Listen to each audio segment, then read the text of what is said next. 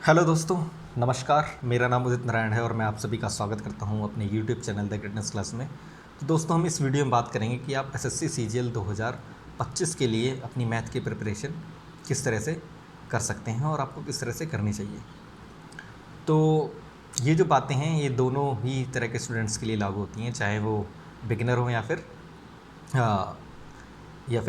जो 1-2 साल से तैयारी कर रहे हैं। ठीक है, तो सबसे पहले कि आपको क्या करना है कि आपको उन चैप्टर्स पे काम करना है जो चैप्टर आपको नहीं आते। आपको सबसे पहले उनको कंप्लीट करना है। ठीक है, उनके उन पर्टिकुलर चैप्टर्स के क्वेश्चन लगाने हैं। ठीक है, चैप्टर आप बुक से कर सकते हैं, तो आप किसी बुक का यूज़ कर सकते हैं।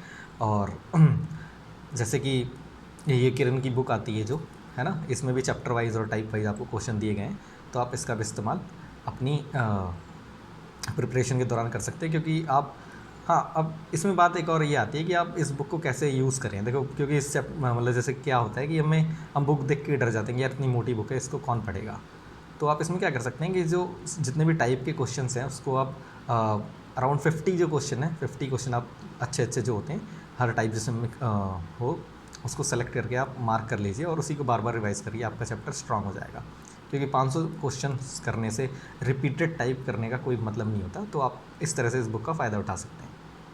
तो पहली बात तो ये होगी कि आपको जो आपके चैप्टर जो छूटे हैं उनको करना है। दूसरा, आपको क्या करना है कि डेली बेसिस पे आपको 25 क्वेश्चंस मिनिमम कब तक करने हैं, अभी मतलब कि 2 महीने तक आपको कम से कम 25 क्वेश्चन आपको डेली करने हैं, मैथ के मिक्स क्वेश्चन। और आपको क्या करना है, आपको बनानी है 2 तरह की कॉपियाँ।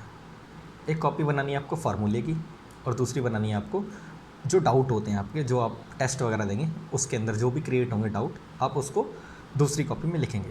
तो मैं आपको दिखाता हूँ, जैसे मैंने बना रखा है कि किस तरह से आप फार्मूला बुक बना सकते हो। देखो, जैसे ये अलजेब्रा है, दिख रहा होगा शायद आपको अलजेब्रा।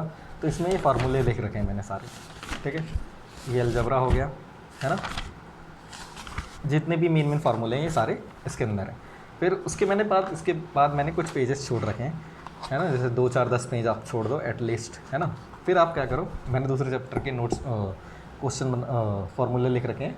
ये है मेंसुरेशन। तो मेंसुरेशन में अब देखो मैंने कितने सारा लिख रखा है। जो भी इंपॉर्टेंट रिजल्ट हैं वो भी लिख सकते हो आप, है ना। फिर इसके बाद इसी तरह से देखो आगे जाओगे तो आपको ट्रिगो मिलेगा, बेसिक्स से एकदम, है ना। तो आप इस तरह से आप बनाओगे तो इसमें आगे ये देखो, ये ऐसी ऐसी आइडेंटिटीज़ हैं कि ये पेपर में नहीं आती लेकिन कभी आती है, तो आपको डायरेक्ट ये याद होनी चाहिए। अगर आपको ये याद होगा तो आप डायरेक्ट आंसर मार दोगे, नहीं अदरवाइज़ आपको आंसर तो खैर जल्दी नहीं होता विदाउट एनी, मतलब आपको पास अगर ज़्यादा ही आपने प्रैक्टिस नहीं करी है तो। ठीक है, इसमें मैंने मतलब सारे ही चैप्टर इसमें इंक्लूड कर रखे हैं, आपको भी ऐसे कर लेना चाहिए। देखो ये जैसे सेट थ्योरी वगैरह दी है ना। ठीक है, तो इस तरह से आपको एक फार्मूला कॉपी बनानी है जिसमें आप इसको आपको क्या करना है, time to time means daily basis आपको इसको रिवाइज़ करना है। इससे क्या होता है कि कई जो क्वेश्चंस होते हैं वो आपको मेमोरी बेस हो जाएंगे और वो आपको उसको करने की ज़रूरत भी नहीं पड़ेगी, आप सीधा सीधा उसको कर सकते हैं। देखो, दूसरी कॉपी में बोल रहा था कि आपको डाउट्स की कॉपी बनानी है। देखो मैंने लिख रखा है डाउट्स, है ना। तो इसमें क्या करना है आपको कि देखो, जैसे मुझे इलेक्शन के क्वेश्चन में बहुत कन्फ्यूज़न होती थी, तो मैंने इलेक्शन का क्वेश्चन लिखा, उसको कैसे सॉल्व करते हैं वो लिख रखा है। ठीक है, इसी तरह से ये रेस वाला एक होता है क्वेश्चन जिसमें कईयों को डाउट होता है, तो इस तरह से लिख रखा है ना। प्रॉफिट एंड लॉस का एक क्वेश्चन है अच्छा सा जो नहीं हुआ।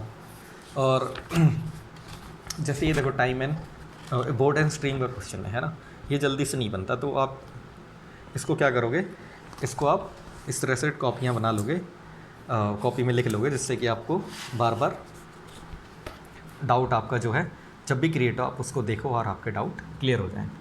ठीक है, तो ये कुछ पॉइंट्स हैं जिनका आप इस्तेमाल करके अपनी मैथ को इम्प्रूव कर सकते हैं। ठीक है, तो मेरे हिसाब से इतना भी आप कर लोगे लगातार, तो this will be enough for your math preparation.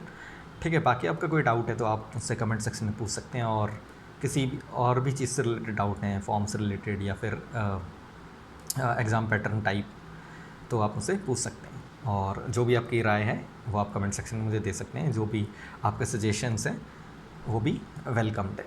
तो मिलते हैं हम अपने नेक्स्ट वीडियो में। Thank you.